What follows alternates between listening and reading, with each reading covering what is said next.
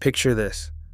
You're walking down the street, you pass a sporting goods store, and something in the window catches your eye.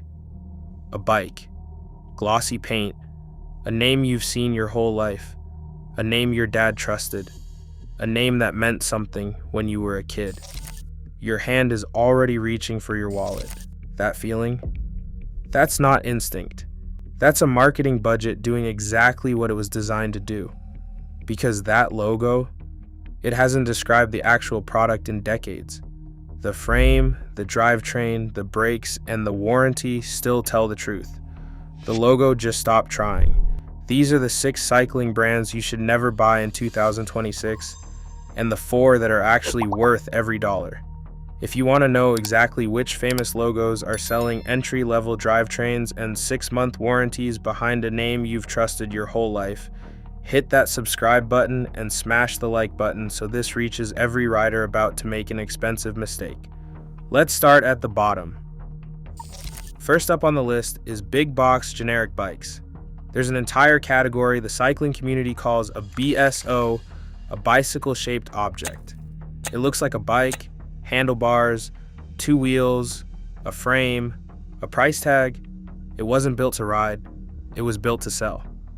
Brands like Next, Ozone, and store label bikes from Walmart and Target use the cheapest coaster brakes or basic V brakes, steel frames with no real geometry engineering, non-replaceable derailleur hangers, and proprietary bolt patterns that make repair nearly impossible. Wheels arrive out of True. Brakes come preset incorrectly. Bearing preloads are wrong. Assembly is done by retail staff, not mechanics.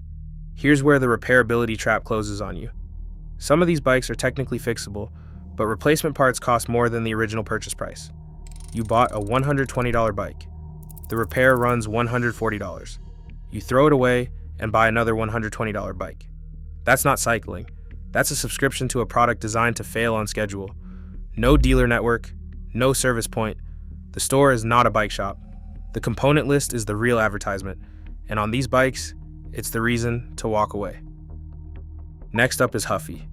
Huffy has been selling bikes since 1982. That history is real. The problem is, it is now being used to sell products that can't carry the weight of it. Today's Huffy bikes move through Walmart and Target. Steel-heavy frames, basic drivetrains, and according to BBB complaint records from 2025, many component warranties run just 6 months. The frame gets a limited lifetime warranty on steel, but the shifters, brakes, and wheels, the parts that actually need to perform, get cut loose from coverage fast. Many owners report gears slipping, brakes failing, and parts rusting after light use. Brake levers feel soft from day one. A $180 bike that needs $90 in corrections in the first year is not a deal. It's a lesson in disguise. Smart buyers calculate ownership time, not sticker price. The warranty tells you what the company expects to survive. Here, the answer is 6 months of components. Coming in next is Mongoose. Mongoose built its name in BMX through the 1980s and into the early 1990s. The brand once meant something specific about frame construction and riding performance. Then Pacific Cycle acquired it and pushed it into mass market retail. Mongoose now exists in 2 completely different tiers. The IBD channel version is legitimate, proper aluminum frames, real drivetrains, disc brakes, a bike worth evaluating on spec. The Walmart version is a different object. Coil spring, full suspension that adds weight without real trail compliance. The suspension looks like a feature. It rides like a liability. Wheels are frequently reported as the first failure point, with hubs loosening after minimal use. Here's the test. If a Mongoose doesn't have disc brakes, you're almost certainly looking at the inferior mass market version. The logo is identical on both bikes. Same font, same color, same animal. The name alone doesn't protect you. The spec list does. That brings us to Schwinn. Schwinn is the most famous American bicycle brand and one of the clearest examples of a legacy name licensed to the cheapest channel available. Pacific Cycle acquired Schwinn in 2001 and moved it into Walmart, Target, and Toys R Us. The IBD channel still carries legitimate higher-end road bikes. The mass market channel delivers steel frames with twist shifters, mismatched brake combinations, and single-wall alloy rims that flex under real load. Schwinn sometimes uses proprietary fittings that limit repair compatibility. Pacific Cycle's recall page has documented handlebar grip failures and child carrier buckle failures in 2025. Most buyers have no idea which Schwinn they're holding. They see the name, remember it from a parent's garage, and buy the feeling. The feeling costs real money. The product underneath may not match it. Same logo. Entirely different bike depending on where you buy it. Now we have 630. 630 is a California beach cruiser brand founded in 2005. Great color options, clean lifestyle aesthetic. The brake system doesn't match that ride. Electric Bike Report found that the brake angle and caliper mount on the EVRE Journey 500 watts limits stopping power, scoring below the category average. At 500 watts of hub motor assist, that's a dangerous mismatch. Mechanical disc brakes fade under heat, require constant manual adjustment, and don't deliver the modulation of hydraulic discs. On a heavier, faster, motor-assisted bike, you need more stopping power, not less. The motor brand isn't published on key spec pages. The drive system uses cadence sensing only, reacting to whether you're pedaling, not how hard. The result is jerky, unnatural power delivery. No crash replacement program is visible in public documentation. No battery replacement structure is published. The color palette is more developed than the brake system.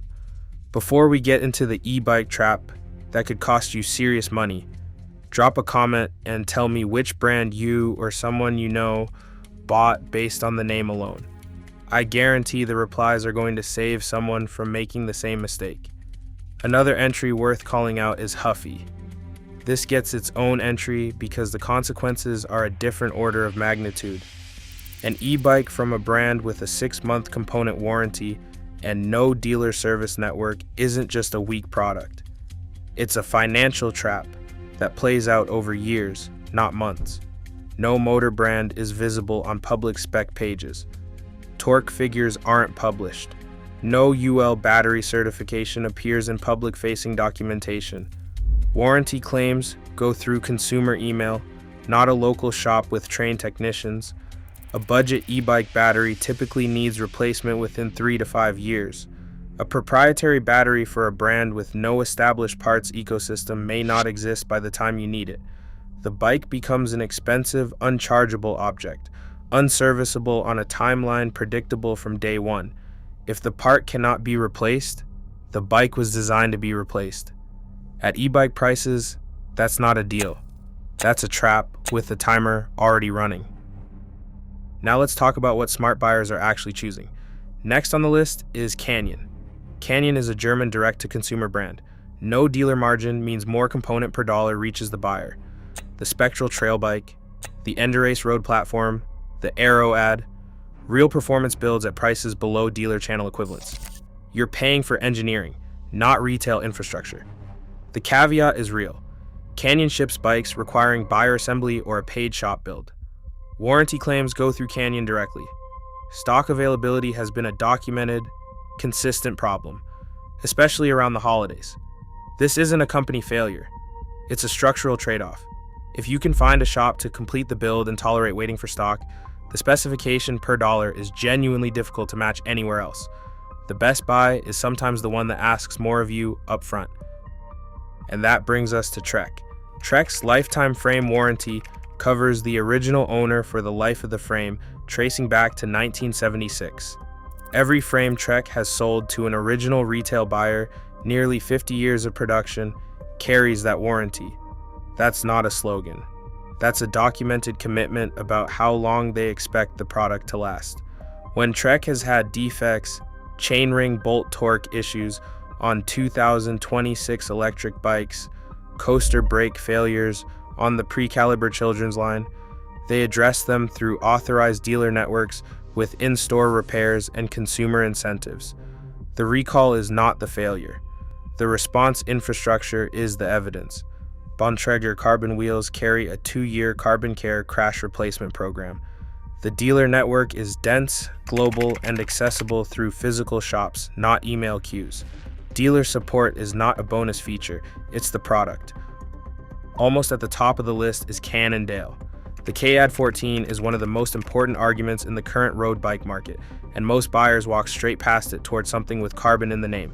It's an aluminum road frame starting around $2,500 fully built. Reviewers, including the editors at Velo, have called the CA-AD series among the all-time great bikes ever made. Smartform C1 Premium aluminum with a carbon fork. Not full carbon. It does not need to be. Carbon is a material, not a performance guarantee.